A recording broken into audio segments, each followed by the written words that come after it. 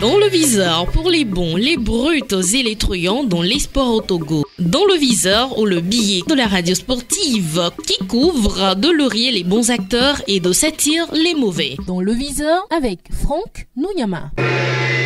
On aurait eu peut-être une demi-finale entre deux équipes d'Afrique. Et à souligner parce que vous voyez que beaucoup de pays ont eu des coachs aussi africains, des équipes africaines avec des coachs africains qui montrent qu'ils sont au même niveau que les autres équipes participantes à la Coupe du Monde.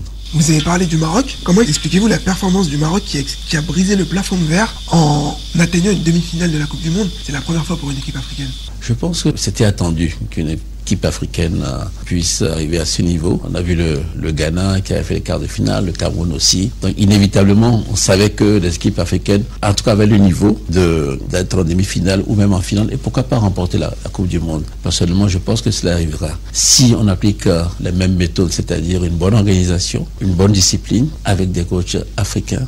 Je suis sûr que pourra voir d'autres pays comme le Maroc arriver en demi-finale et aussi remporter la coupe dans un avenir pas très lointain. Ces mots sont ceux de Faure et Sozimna Gnassingbé au sortir de la Coupe du Monde au Qatar qui a pris fin le 18 décembre dernier avec la victoire de l'Argentine sur la France au terme des tirs au but. Le décryptage de la réaction du président de la République du Togo offre plusieurs lignes de réflexion et d'analyse. Il est question du niveau du football africain, de son organisation et de la discipline qui caractérise le sport roi continental. Pour le président togolais, le football africain pouvait mieux faire à cette Coupe du Monde avec deux pays en demi-finale de la compétition, a indiqué le numéro 1 togolais. Faure Gnassingbé a peut-être raison d'avoir une telle réaction lorsqu'on considère le parcours des 4 autres sélections africaines, à savoir le Sénégal éliminé en 8e de finale par l'Angleterre, le Cameroun qui rentre avec 4 points après avoir battu le Brésil, la Tunisie qui retourne à la maison avec 4 points après avoir battu la France, finaliste du mondial qatari.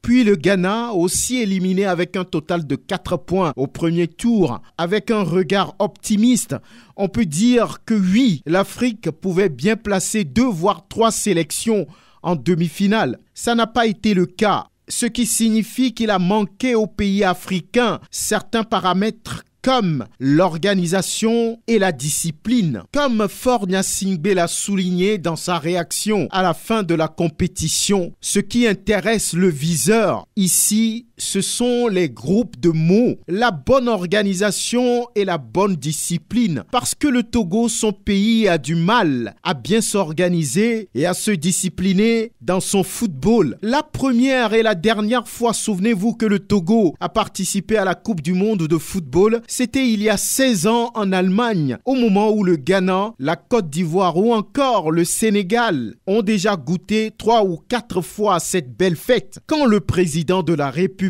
parle de bonne organisation et de bonne discipline à l'endroit des pays africains, il pointe aussi du doigt son pays qui manque de tout au niveau de son football, notamment l'argent. S'il est vrai que le gouvernement a beaucoup investi dans le football, surtout en sélection nationale ces dernières années, il est aussi vrai qu'il y a encore beaucoup à faire, notamment la construction des structures et infrastructures, déclencher une vraie politique sportive en général et du football en particulier. Si Faure et Sozimna Gnassingbé a pu indiquer que la bonne organisation et la bonne discipline sont des paramètres indispensables pour le développement intégral du football africain, donc celui du Togo, ça laisse croire que le président Faure connaît les problèmes qui nuisent au développement et à l'épanouissement du football national et doit prendre des mesures, des décisions fortes pour changer les choses, pour transformer le football togolais comme d'autres